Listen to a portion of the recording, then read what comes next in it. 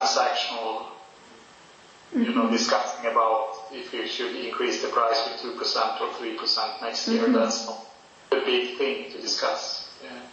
The big thing to discuss is how do we make sure that we have the same targets and that we both feel that this is a profitable setup. So now, if going back to this sort of like availability and performance contracts, do you think that because the contracts will have to change and like the way that the procurement team now works, it would not fit an agreement such as like an availability and performance contract. So what do you think should be included in that contract? I don't know if this is like your area still of expertise, but how would that contract change? Could you take that question once more? Yeah, sorry, because like in my brain it sounds good and then I say it, it's like, no, I'm making a mess. So yeah, when you do this like, let's say transactional provider, you have like a specific legal agreements and a specific like the procurement contracts. But when it comes to this availability and performance contract, which is long-term relationship, and it completely changes the way you are, the relationship with the customer, and also, the responsibilities. So what should be in the service contract to make it, let's say, to ensure that both are, complying with what they promised to? Like, what needs to be in that contract to, let's say, lower the risks?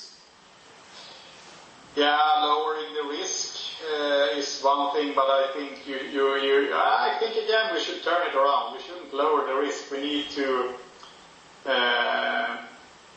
increase the possibility of success. We have to have the focus on what we are going to achieve, not what we are afraid of. Yeah. Because that's kind of the opposite way. So, and that's what I mean. It's a bit of a game of trust, but then you have to get it down to a contract where you really, have the boundaries. And so it has to be extremely concrete KPIs.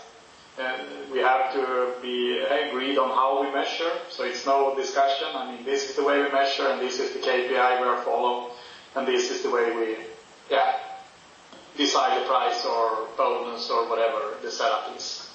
I'm also personally not very fond of malus in the contracts. The bonus I don't like, malus I don't like. I rather make sure that we agree on a pretty low ground level so that we know that we have to work a bit to reach the bonus, because otherwise we are more or less no winners. But malus, that's more, that's again a punishment, and you're focusing on the wrong thing. You're focusing on avoiding a malus. We should focus on getting the bonus. Turning it more into the positive, like the opportunities, right, and keeping it, And set the contract up so you have maximized the possibilities to succeed, not minimizing the risk of failing. Yeah. So do you foresee like in the future that product as a service would offset the costs involved or the risk associated with it, so that the value will be higher? Yeah, I think so.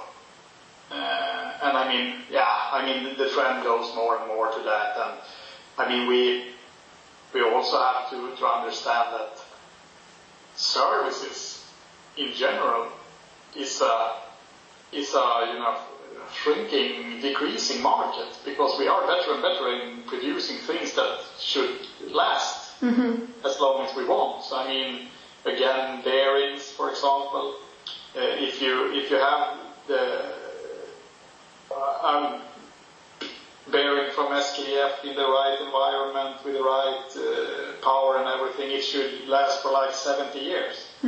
So you won't need to have a service technician there. So I think you also push, the suppliers a bit to be able to do business. They have to find this kind of solutions. Product as a service. I don't know, Scania not selling trucks anymore. They are selling transport, tons, miles, whatever. And we will find a way, but it's a challenge right now to get also the legal part correct. Yeah, that's what we see a lot. Is like that there is.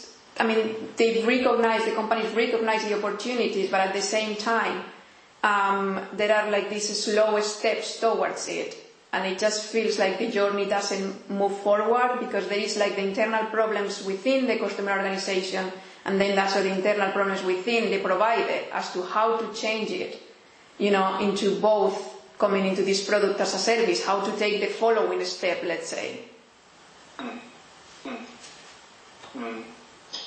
Yeah, it's of course a tough question, but you have to. But I think it's, again, the key is to find out what you want to achieve.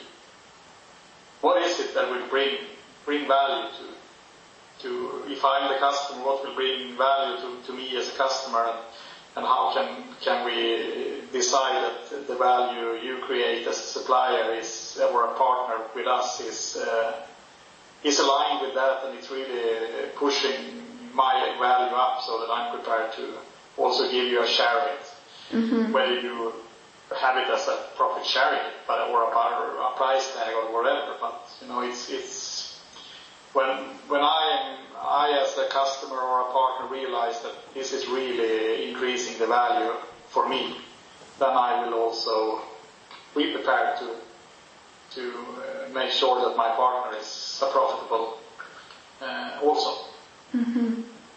So in the case of your organization, what would it be like, for instance, like the first area that you will look into transforming towards more advanced product as a service?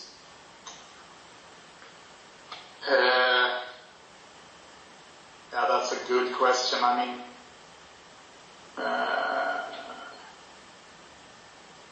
well, transport is one thing where we probably will do that.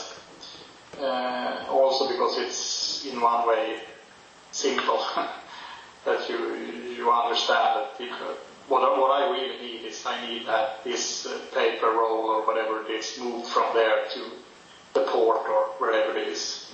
So that's probably one thing that we should go for. Then it's a little hard to say where in the production process, if it's going to be process optimization or where it's going to be. But in one way, as said, we already more or less have that set up with our big technology supplier when it comes to paper production. And they will have a bonus if we produce more paper. And we will not pay, an exact price tag for what they're going to do. They can a little bit adjust that as long as we produce more and more paper, and they will get paid. Yeah, one of the areas that we're looking at has been like engines or motors as a, let's say, low-hanging fruit in the sense of ensuring the performance and availability of a motor, because then that is what, just like everything will be interconnected with it. So is that something that... Of course, but I mean, we have so many motors here in the mill, so it's still, to make sure that we really can, see the value, we still go for the end product. If we produce more paper, we will earn more money.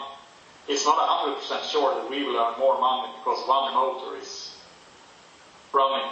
Yeah.